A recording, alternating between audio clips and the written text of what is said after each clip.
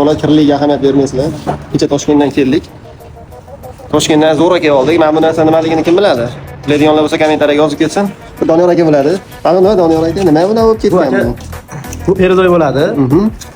Bu endi o'zi muddati kelib qolibdi.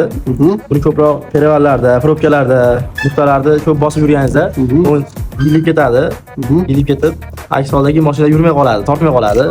Biz yurib keldi, lekin qanaqa steplenan juda og'ir bo'lib ketdi-da. Bu karzinkalargacha qarang, atla oling. Tushib ketganda qizib.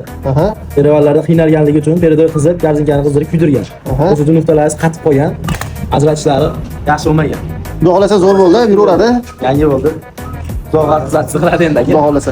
Do'stlar, kimga shunaqa kartinka perizoy xizmatlari bo'lsa, steplenalarini yumshatish, Doniyor akamizga kelaveradi, pastda raqamlarni ulab qo'yaman.